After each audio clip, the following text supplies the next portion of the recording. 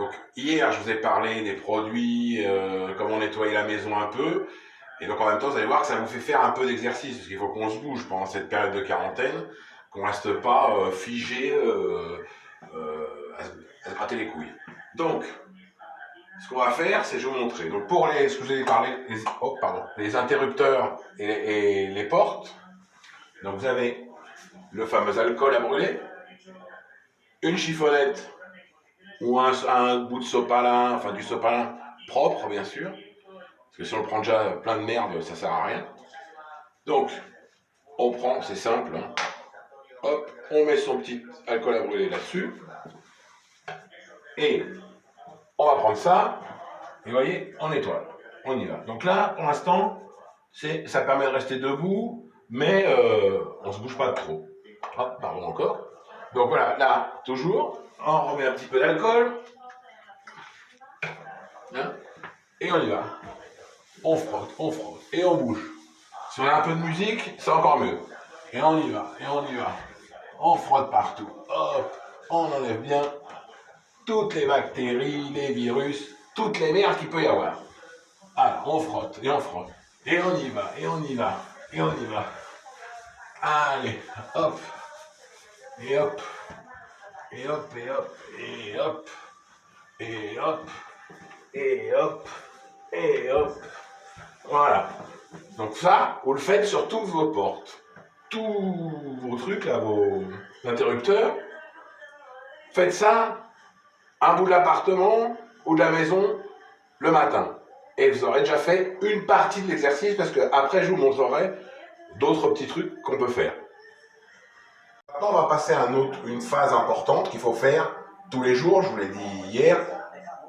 C'est vrai qu'en règle générale, on le fait une fois ou deux par semaine quand c'est des moments de la vie normale, mais on n'est plus dans la vie normale. On est en confiné, voire en quarantaine, donc il faut le faire tous les jours. Donc on va passer à la salle de bain. Dans ce cas présent, nous, elle est plus petite, c'est une salle de bain annexe, donc c'est pas notre salle de bain principale. Donc voilà, donc dans la salle de bain, super important, tous les jours, il faut nettoyer le chiotte. Hein, le trou à caca, le rond à pipi, ça, tous les jours, il faut le faire. Désinfecter, nettoyer. Donc voilà. Je vais vous montrer d'ailleurs comment on le fait parfaitement.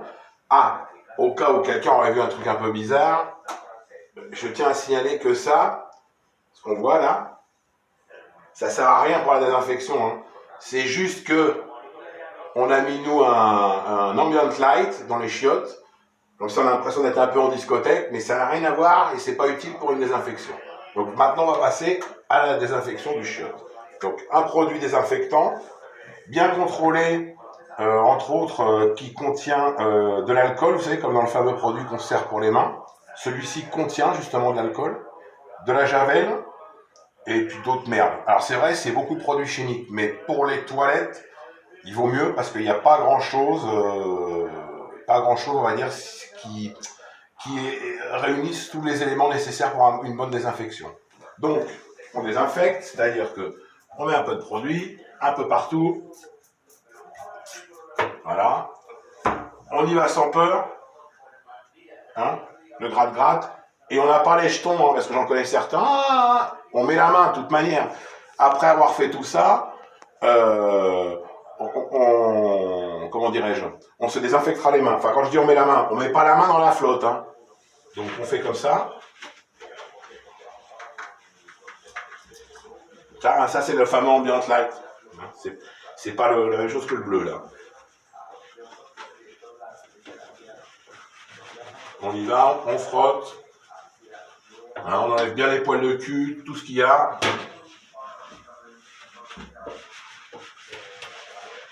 Moi, ça, c'est ma mère qui m'a appris ça depuis que je suis tout môme à le faire. Donc ça me pose aucun problème parce que je suis en train de montrer ça, mais il n'y en a pas. Il ne faut pas qu'il y en a qui disent c'est juste les nanas qui vont le faire. Non. Les mecs, là, aujourd'hui, vous n'avez rien à branler dans les baraques, vous n'avez rien à faire. Il ne faut pas juste bouquiner, se taper une bonne bière et fumer des clopes. Il faut mettre un peu les mains dans la pâte. Les mains à la pâte. Hein. Donc, on y va, on frotte. On frotte. On frotte tout le chiotte, tout partout. Donc ça, c'est une partie du travail.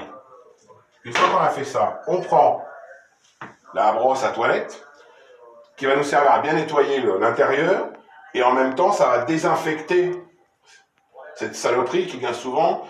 C'est plein de bactéries, plein de microbes aussi. Donc, on y va. On frotte. Vous voyez, on frotte bien au fond, les bords. Voilà. Voilà.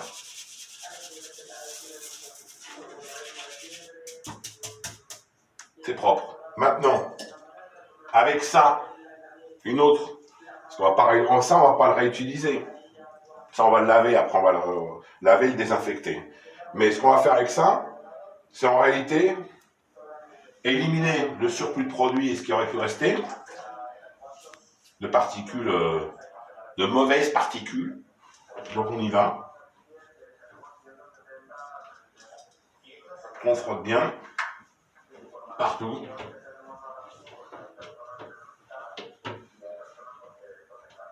On y va.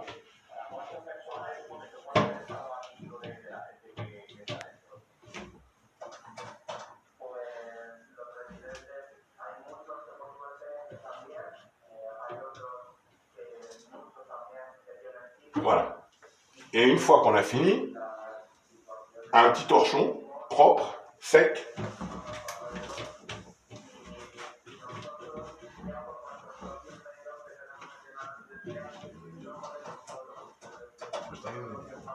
Non mais filmé. Oui.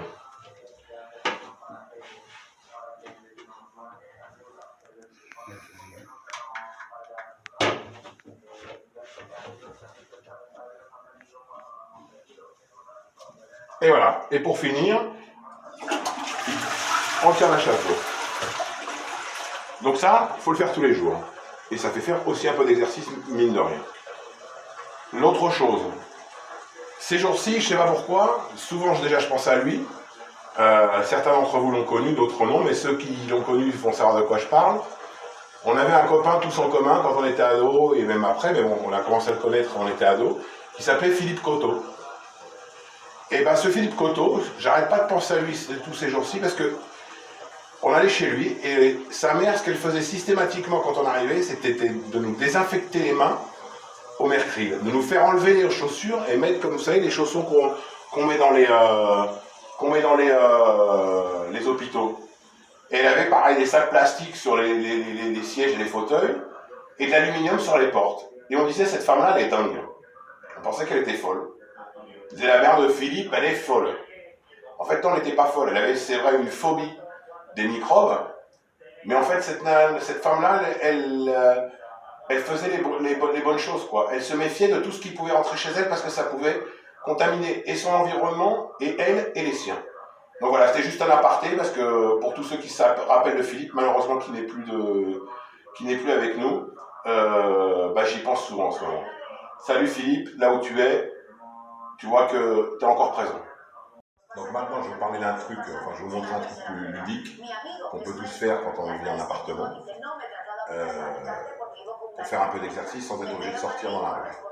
Donc pour un cours d'aujourd'hui, je vais vous montrer le plus simple, le plus facile.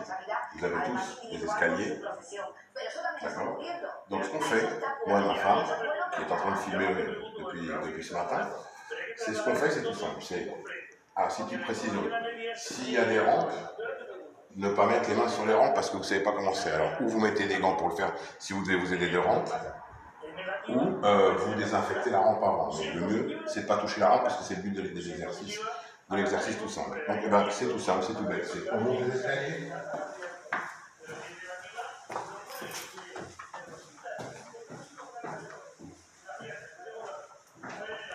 Et on descend les escaliers. Voilà, tout bête. Vous faites ça 10, 15, 20 fois, chaque matin ou chaque après-midi. Demain, j'aborderai d'autres trucs qu'on peut faire aussi dans les escaliers. Voilà, je ne peux pas tout faire d'un coup. J'essaie de faire un peu plus ludique que les autres jours. Allez, à demain. Ciao!